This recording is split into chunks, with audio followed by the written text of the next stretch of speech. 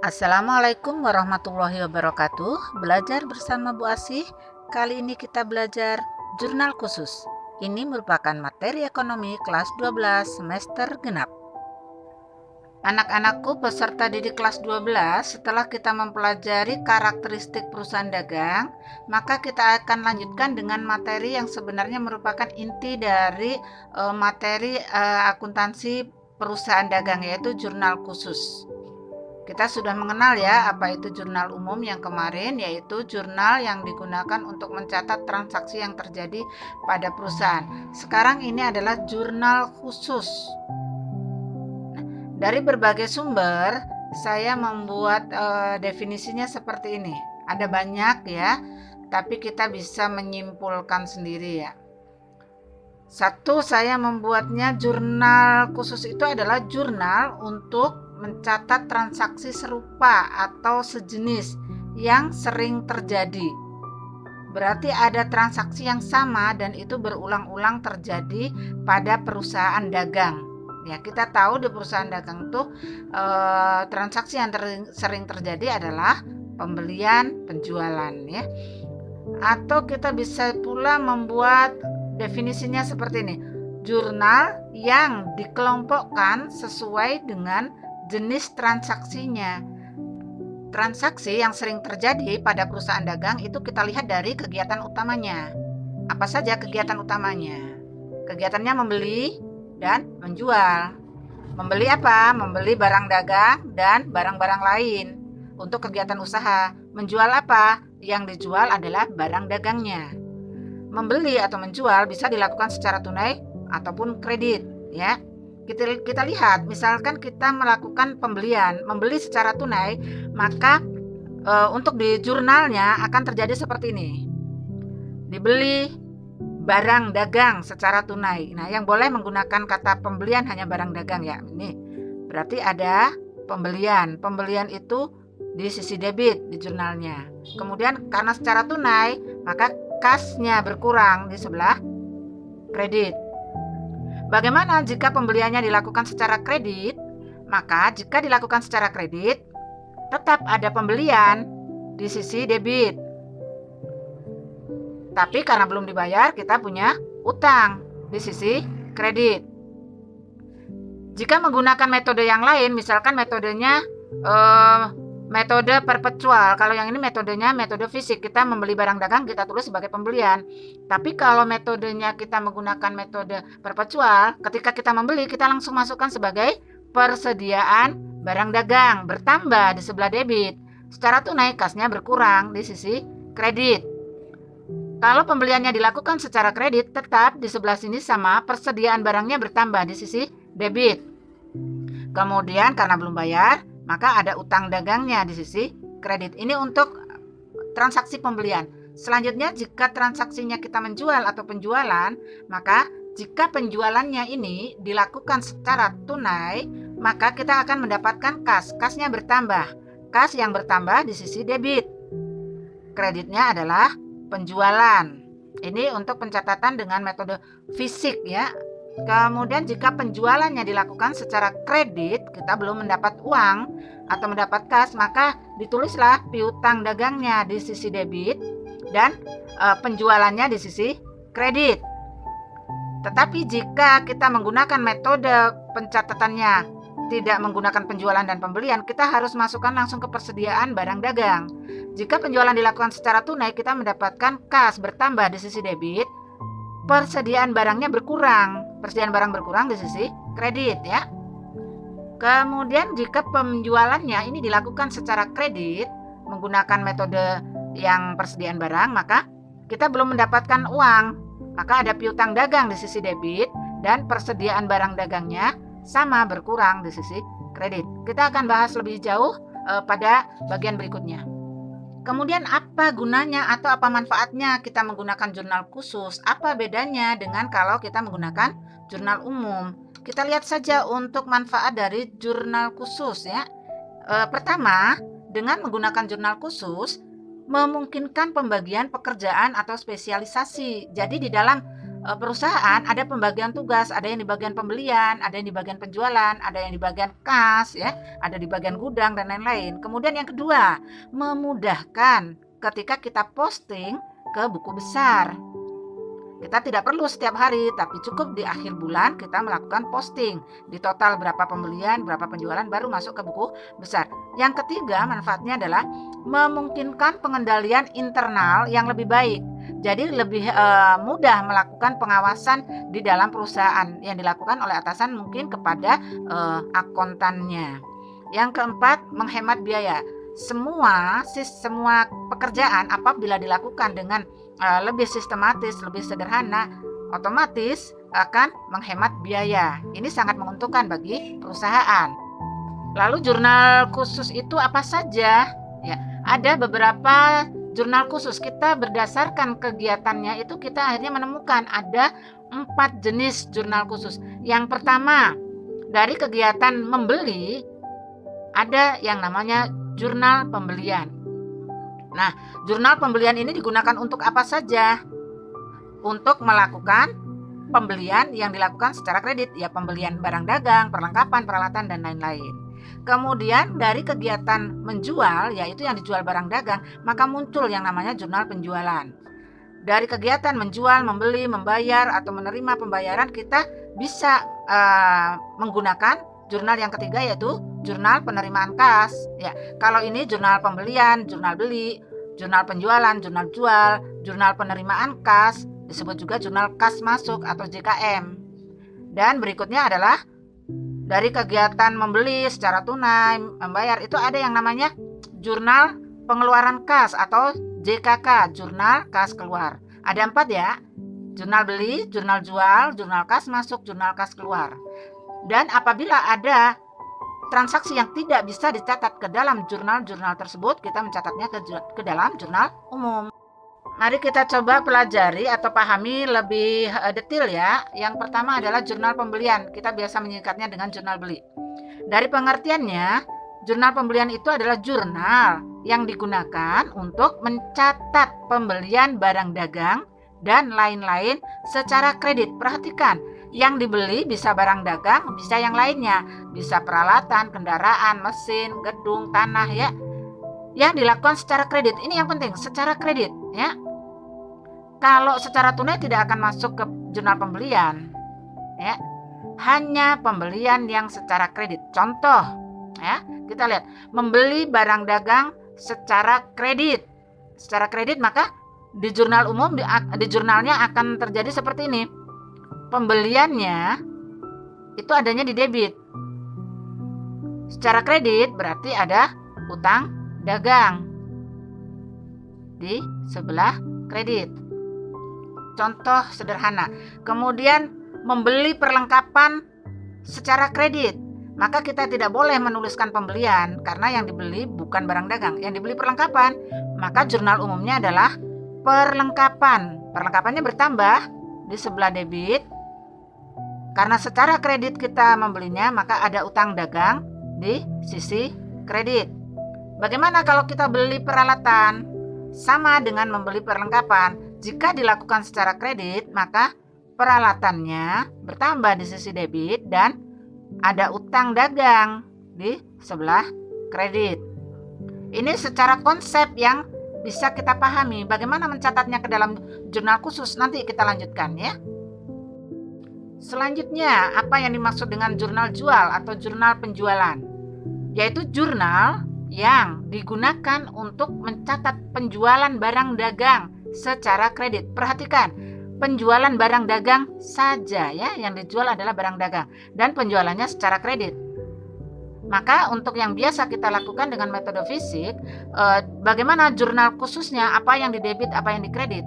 Karena kita menjual secara kredit, maka di sebelah debitnya ada yang namanya piutang dagang. Iya kan? Kita belum dapat uang, berarti ada piutang dagang di sisi debit. Kreditnya apa? Kreditnya adalah penjualan. Nah, penjualan ini adalah penjualan barang dagang. Penjualan ini kalau di perusahaan jasa itu kita sebut dengan pendapatan jasa. Ya, mudah-mudahan bisa dipahami. Untuk jurnal yang ketiga, jurnal khusus yang ketiga adalah jurnal penerimaan kas atau kita biasa menyingkatnya JKM, jurnal kas masuk, yaitu jurnal yang digunakan untuk mencatat setiap transaksi yang menyebabkan kas perusahaan bertambah.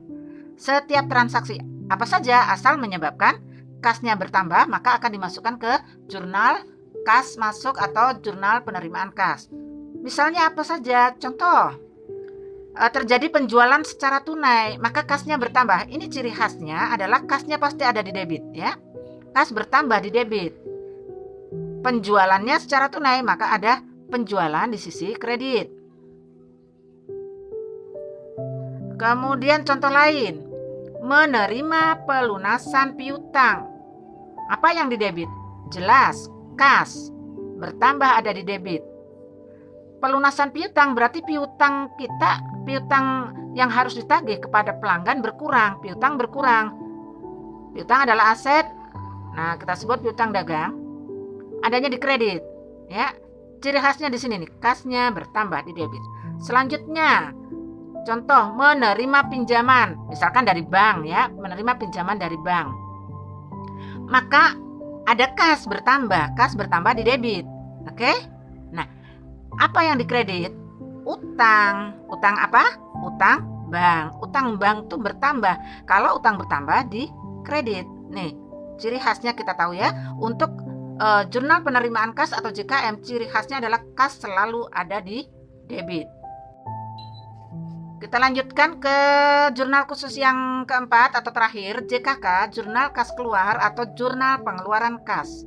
Mudah sekali mendefinisikannya, yaitu jurnal yang digunakan untuk mencatat setiap transaksi yang menyebabkan kas perusahaan itu berkurang. Cirinya apa nanti?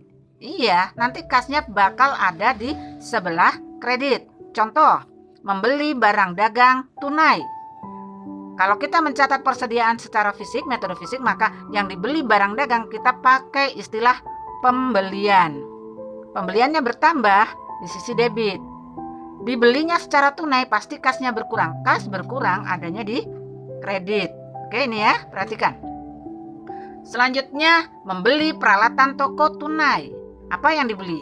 Peralatan toko, aset berupa peralatan toko bertambah. Ada di mana? Debit. Ditulislah sebagai peralatan toko, jangan ke pembelian, karena dia bukan barang dagang. Peralatan toko bertambah adanya di debit.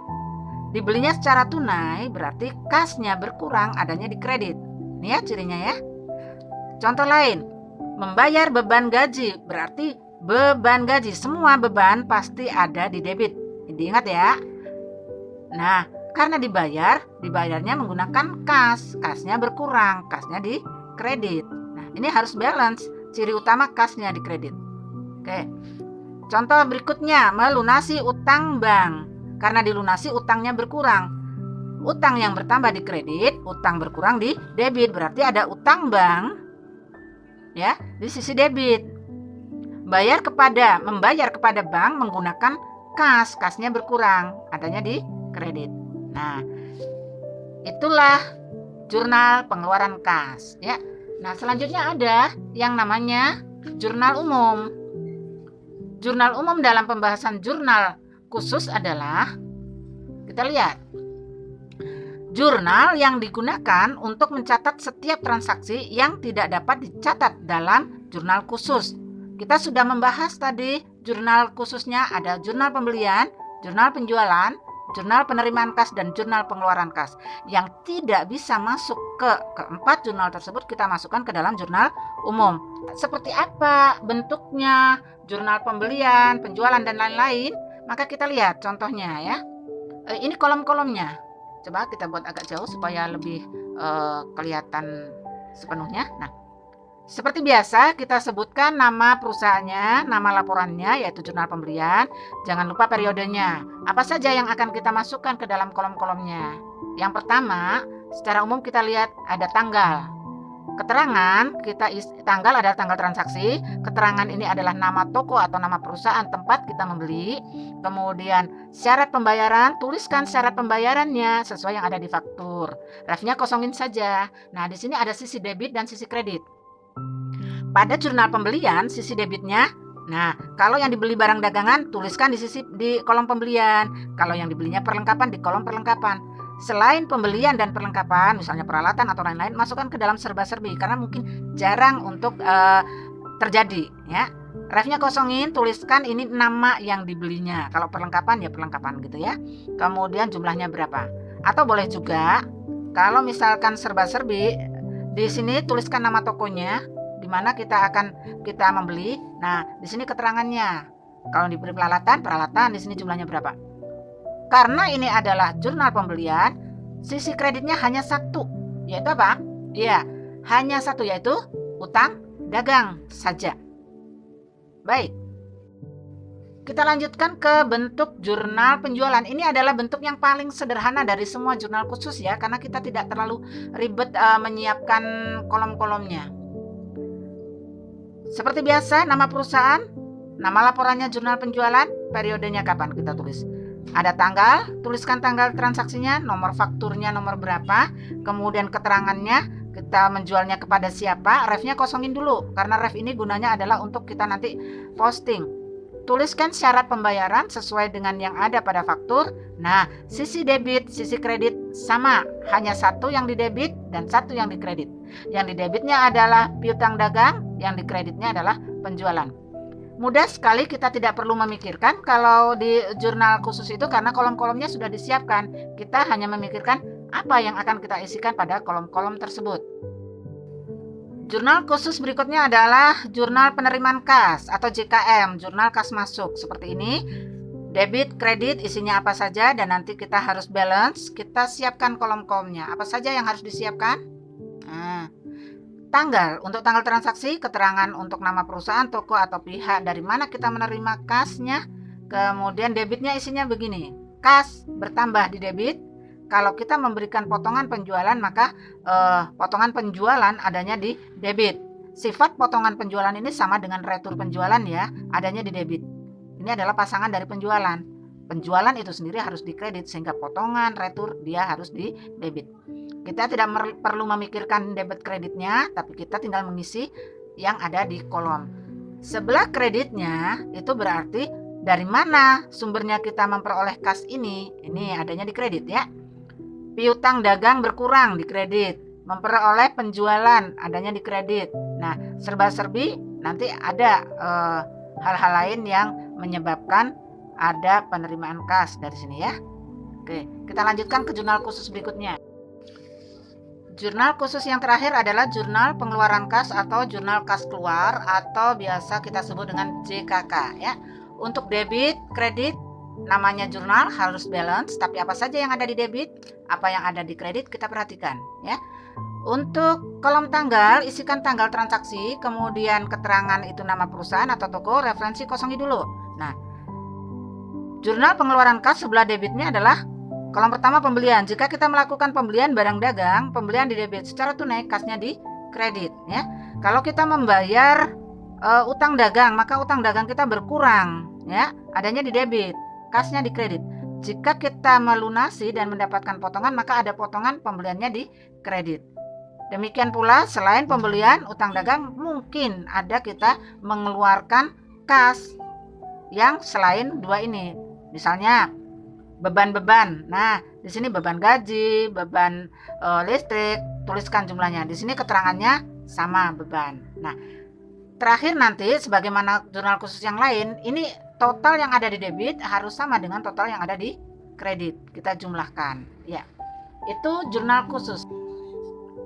Yang terakhir kita akan bahas adalah jurnal umum pada perusahaan dagang. Jurnal yang digunakan untuk mencatat transaksi yang tidak bisa dicatat pada jurnal khusus. Kolom-kolomnya sama persis, juga keterangannya ya.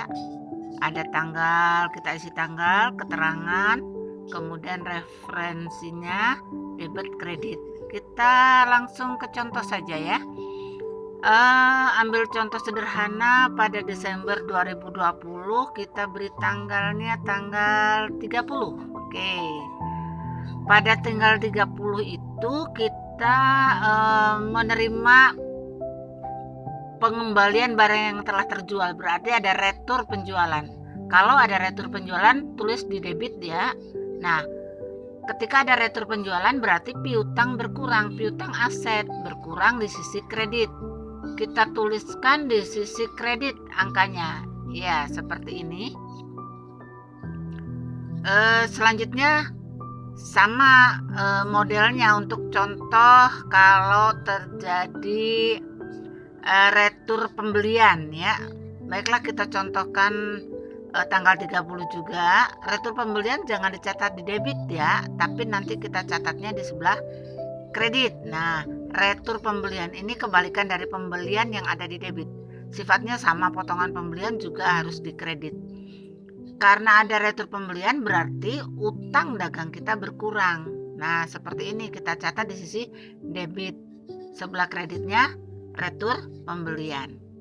Nah, demikian untuk jurnal umum dan pembahasan jurnal khusus secara keseluruhannya. Untuk setiap jurnal harus dibiasakan kalian membuat jumlahnya atau totalnya ditulis di balance, namanya juga jurnal ya. Demikian, mudah-mudahan bisa dipahami untuk jurnal khusus. Terima kasih atas perhatiannya dan selamat belajar.